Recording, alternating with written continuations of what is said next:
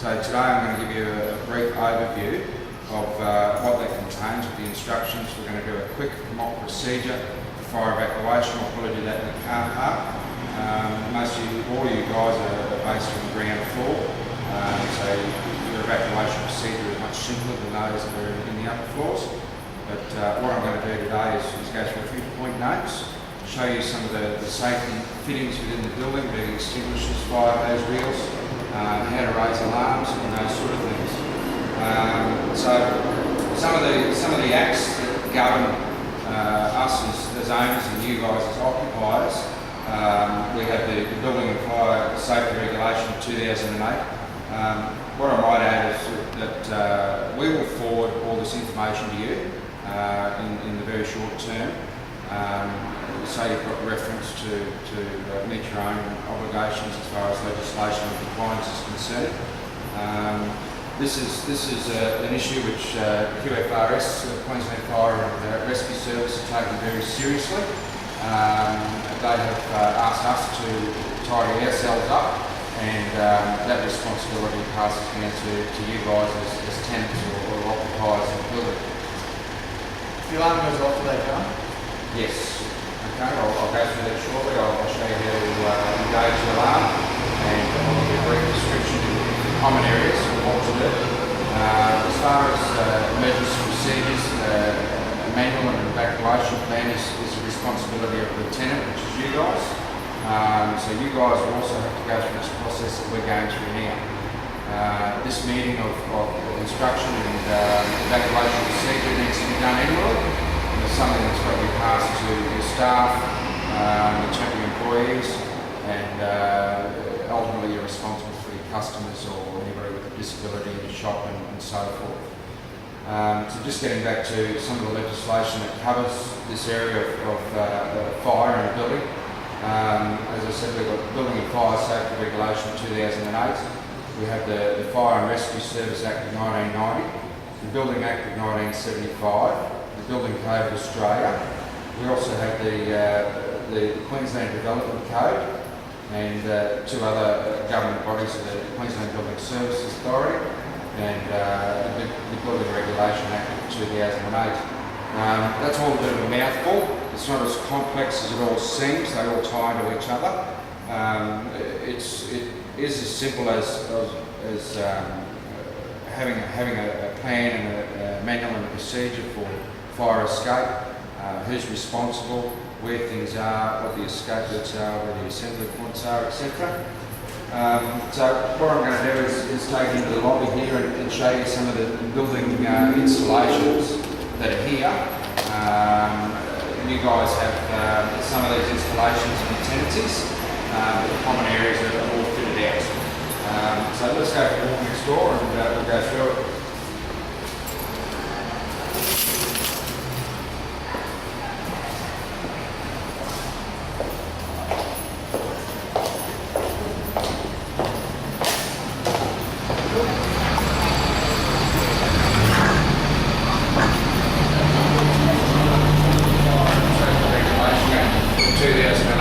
We've got to have a fire evacuation plan, maintenance logbooks, and a record keeping centre within the building that's accessible. You guys can have access to this. It will be accessible electronically very shortly, and it goes through the schematics of the building of what's installed, where it is, right down to the detail of the numbering of fixtures such as PA speakers, emergency lighting, and other units such as spitfires, fire hose reels and extinguishers. So this is generally not accessible to public or tenants, but a copy can be requested. This is the fire and evacuation plan for the building. It pays to request a copy of this to familiarise yourself with the evacuation plan for the building. But again, I stipulate the occupancy, the tenancy that you guys are in, you've got to have one of these specific for your tenancy. So just pass that around, have a look. Can I need a copy of that be emailed to to all of us, and can we use that as a guideline when we create our own? We need you to request it, Okay. and yes, a copy can be sent to you. That gives us a record that, yes, Amanda has taken a copy of that, Yep. and acknowledge that you've received it and go read it.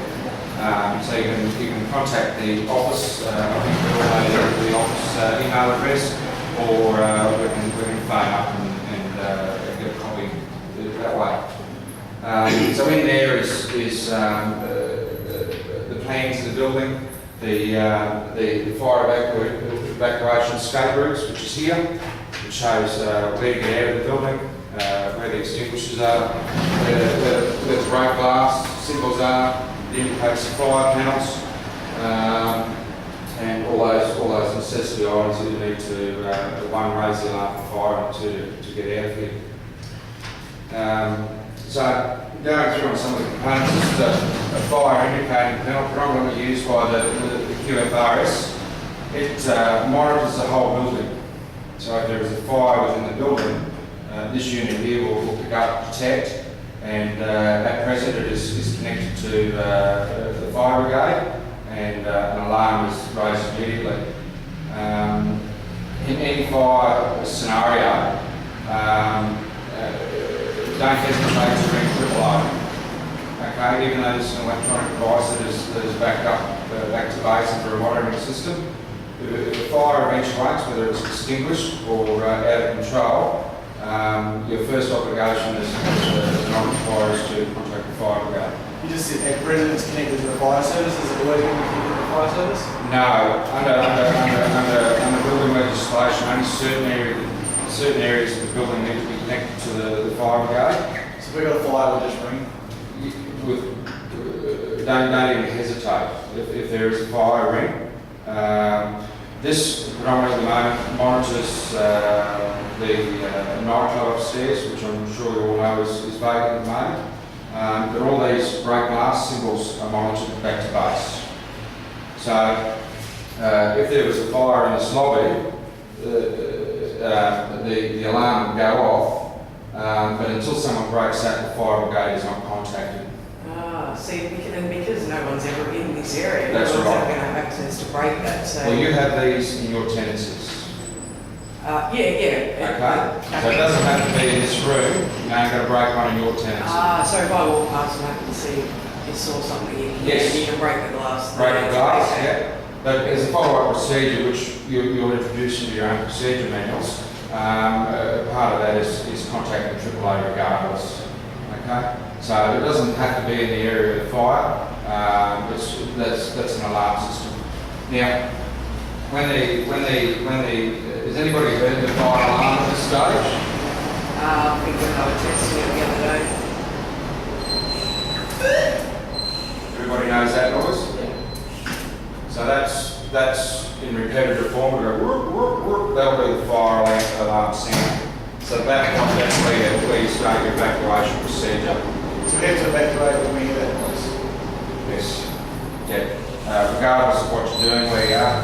There's things you do within your building. Obviously, for you, you turn your fires and things off. Now that is of course there is allowable time to do that. If you're in danger, those sort of things get left behind. The ultimate goal here is to save lives and minimise risk to injured persons. Property is replaceable, just remember that, people aren't. So, in the case of emergency, if you have a fire anywhere in the building where you spot a fire, break the break glass symbol, and that will automatically set the fire alarms off, and contact the QFRS, and then you go through your procedure of evacuation and getting your staff, your customers, and so forth out of the building. Okay. Now, the fighting of fires is probably best left to professionals, but there is a training course available to learn how to use extinguishers and fire hose reels. You are supposed to be trained to use those apparatus, but fire extinguishers and fire hose reels are there for preventative measures. In the fire evacuation plan, there's a procedure on how to use these items. this is, for those that don't know, this is a fire hose reel. Contains water. It is as simple as turning the lever, and that will in turn release the nozzle. Turn it on the full. That will release the nozzle, and then you drag that hose to where the fire is. Now, the reason you need to be trained in using firefighting equipment is because not all fires are the same. Some fires are electrical. Obviously, water is going to be no good with electrical. Obviously, water is going to be no good with a petrol or fat fire or something like that. So this is where you need to research and incorporate into your procedure manuals what firefighting equipment you need for your specific tenancy. Fire extinguishers. Some of the fire extinguishers are contained in glass cabinets. This is a glass that's been scored. It's as simple as giving a hit with your hand. The way the glass is and the type of construction it is, it should pose you no risk of cuts or injuries or anything like that. If you're not sure, give it a kick with your boot. Okay. Now, when you break the glass, obviously you have a firefighting extinguisher. All the extinguishers are different. There's multiple types of extinguishers. Usually shown through the colour of the banding. There is again in the fire evacuation plan and manual a list of fire extinguishers and what fire extinguishers work best for which fire, and a procedure for operation of those. The operation is pretty simple. It's pull the pin, aim the nozzle to the base of the fire, and go in a sweeping motion. I don't recommend fighting fires on your own. I recommend following a procedure and alarming everybody of a fire, and then evacuating people from the building and treating the fire in that manner. And if there's time and available and it's safe to do so, then maybe consider fighting a fire. Again, only if you're regularly trained. So each tenant will have to nominate a coordinator, the responsible person to in the event of a fire, manage the situation, inform the other people, and obviously do a head count and a check of occupants in the building. You may have your staff or customers in the toilet. You need to be aware on a daily basis of who's moving where and when. So in the event of a fire, you know who's out and who's not. If in the event of a fire that someone is unable to get out, the next rescue position is inside the stairwells, and if they're trapped inside the stairwells, obviously the emergency services need to be notified when they arrive. In your procedure manual, there's somebody nominated to liaise with the emergency services when they arrive, and you'll be able to tell them what tenants you're from, the status of what's going on, where the fire is, who you think might be where, or any of those situations. So we've covered the evacuation instructions. All these procedures obviously need to be effective. You need to practice them. If they don't work, they need to be revised. We will update frequently our evacuation plan when it's updated. You'll be notified of that. That could be at any random time where we may have a change of situation in the building. We might pull a door in, put a new door in, or whatever. You'll be notified of that, and plans and procedures will be changed accordingly. So we've covered some of the aspects of being an occupier of the building. Structural features within the building cannot be changed. These include doorways, or providing access through walls and things. I think most of you know under your lease arrangements at the moment that you've got to notify the owner of the property before any renovations or any fit-outs take effect. You'll be advised of those, and obviously they get approved through the office to see if that still complies. the fire protection systems that are within your properties, being the break glass and the emergency lighting, they are your responsibility to upkeep. They need to be maintained by you, and they need to be logged by a certified professional that they are being maintained. We will give you contact numbers for contractors that are able to do this service. Different parts of the fire protection system require different time spans. Extinguishers and alarms are biannually, and fire hose drills, which none of you have in tenancies, are 5-yearly. That'll be our responsibility because they're all external items. And in cases like that pressure test to make sure the pressure's there, to make sure the nozzles work, to make sure the handles work, and all those sort of things. So even these type of things are our responsibility. So if say a globe was to blow in the exit signs, is that our responsibility? Yes, it is. Yeah. You've got an obligation to make sure that because that's part of your fire evacuation plan. Yep. You've got to maintain and keep a maintenance record of those things that before up to date. No worries. We have done that now. Yep. So everything should be. Is it the people that you use to install them, are they the ones, because I know with the fire extinguishers and the fire blankets that we have in our shop, they remain the property of the people that we purchase them off, and we're under contract with them to come and service them. Who is that company? Q-Fire. Yeah, so there's several companies there that do that. There's Chubb Fire, Your One Q-Fire, there's Fire Protection Services, there's Advanced Fire, there's multiple contractors out there, so you can go get some quotes to see what it is.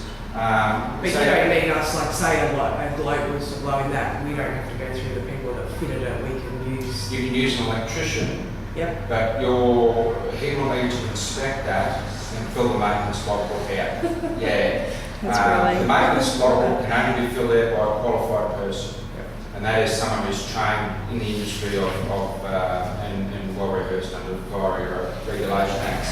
That's right, I just wasn't sure whether I had to use your No,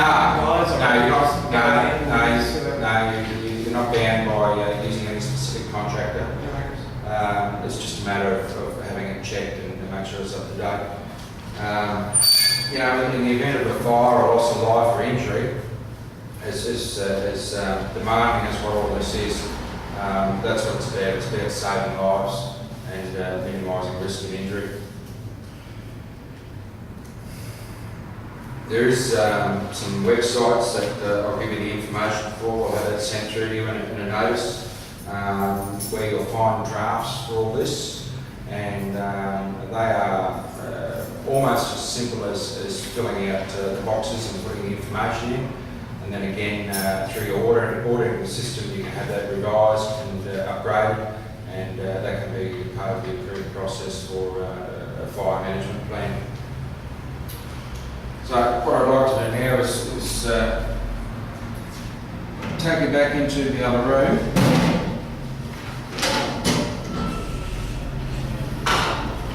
And we'll go for a quick walk downstairs and I'll show you how to evacuate.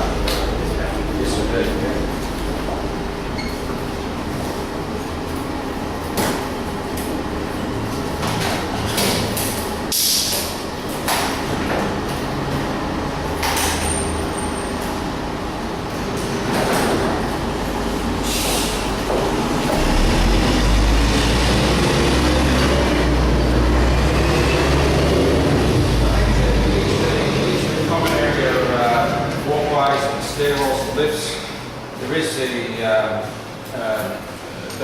Descriptive diagram of the evacuation routes and assembly points. If you're standing at any point in the building, even if you're unfamiliar with it, upstairs, wherever, that is your reference point to get out. That shows you, you look at the sign, it says turn left, go that way, and you'll be able to see your way out from there. This is what I call an occupied statement. This is part of some of the record keeping the tenants will need to have within their management plan. It goes through and lists and titles what fittings are in your tenancy, and there's a section there for whether it's defective, when the maintenance is due, and those sort of things to help you organise yourself to make sure that that's okay. Again, you can engage someone to do this for you, or you can do some of it yourself and just engage them when it's necessary. On the website information I'll give you, there's a section in there which is from Queensland Government, and it's on the duties of owner-occupier of a building. Okay. Classification of the building where you guys are is class 5 or 6. We'll inform you of that, so you know. Again, that is in the evacuation plan. It tells you the classifications of the certain areas of the building. Different classifications of the building require different things for fire management. Okay. We are a low occupancy building, and we have no on-site manager. So we are in control of the common areas. You guys are in control of the tenancies that you occupy. It's your responsibility to make sure they're safe. Righto. Let's go down to the end of the car park, and we'll go via the fire exit, and we'll just trivial and as silly as it may be when we're down there, I have to take you through an evacuation procedure of some form. It's not appropriate to do it in the tenancies, we all have different tenancies, all have different areas. So I'll do it in a common area place so we know how this is done. So when you guys go through and do this, you know how it's done too. You've got to apply it to the tenancies. Let's have a walk. See, the sleeping man's living down this little. No, we came out the other day. Did you? Alright.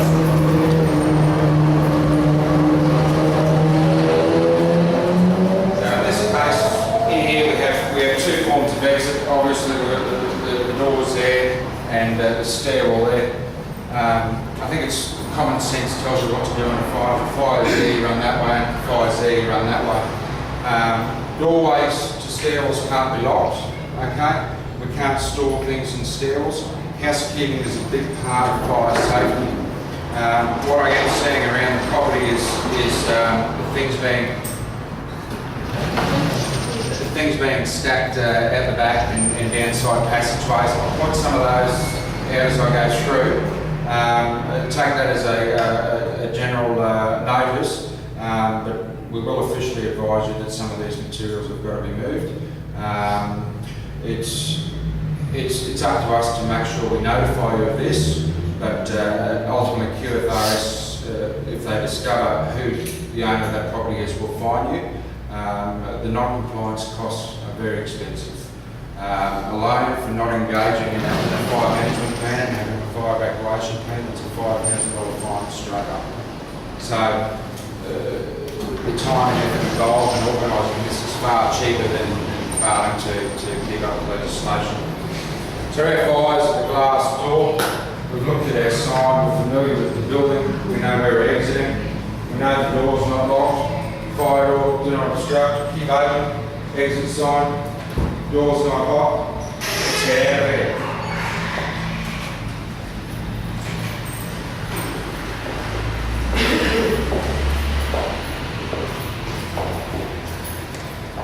Okay, so without looking around, who knows how many people in here?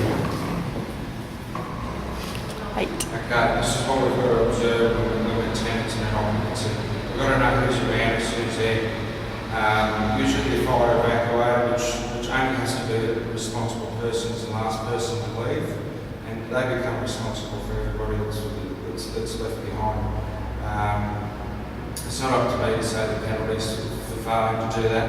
All we can do as people is do our best, and if we're familiar with the procedures and how we do this, it's quite easy to manage. Alright, so we've got two forms of exit. All exits, stairwells, comfortable area in the street leads to the assembly areas. In this building we have two assembly areas. One is at the southern end of the building on the footpath, and the other is at the northern end of the building on the footpath. That is where everybody will muster in the event of a fire. That is where you'll do your head count. That is where the fire service people will go to to make sure your fire evacuator, let's call it fire warden. Okay, so whoever's nominated to do that job, that's where everybody meets, and that's where all the details are taken, the head count, and so forth. All the information is passed on. So all doors will shut automatically behind you. Okay, that is what they're supposed to do. That is to control fire. In the event you evacuate the building, if there's time, you just shut windows and doors to control the fire. Fire needs three things to burn: fuel, air, and anything else.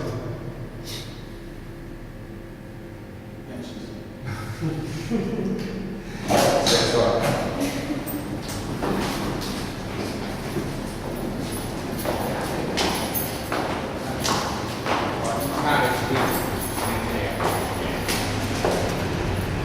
Thank you.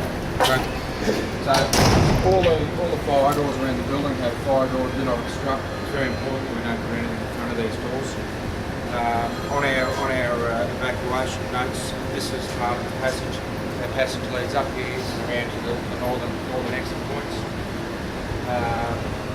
So in the case of a fire, you probably have people coming out here because this stair will exit in both directions. But this fire may be here, so someone may enter from the other side and come out here. This is why these can't be blocked. In regards to housekeeping, see how we have the drums and trays up there? This passageway up here is part of the fire evacuation escape route. And that includes around the corner there. I don't know how many of you walk around the building. All this area needs to remain clean at all times.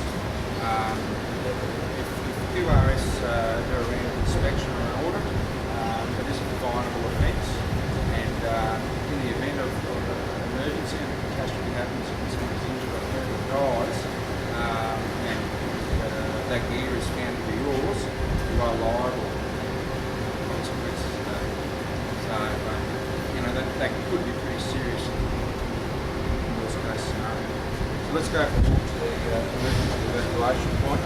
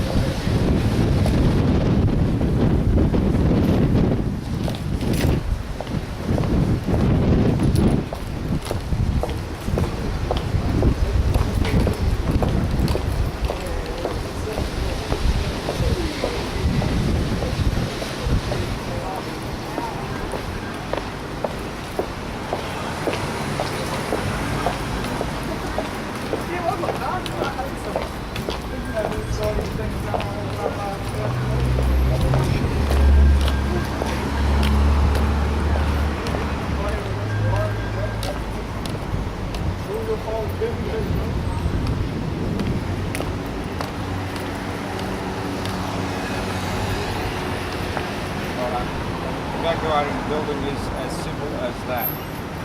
Here we are waiting for the fire brigade. The building's burning. This is where we head count. Make sure all our... Are we all here? We're all here, yes we are. No one's been left behind. So that is an evacuation procedure in basic form. You'll have to apply that to specific tenancies and practice that. And you can find that as you go along. That is quite cumbersome because we're introducing ourselves to it, but in your record-keeping process, you might have your evacuation down to 1 or 2 minutes. Obviously, the quicker the better. There are services out there that provide you help with all of that. So what I'd like to do now is thank everybody for attending this, and sorry to keep you away from your busy lives at the moment. And that'll be it. I'll conclude the fire instruction and evacuation plan for today. Thank you everyone for coming. Really appreciate it. Cheers. Thank you.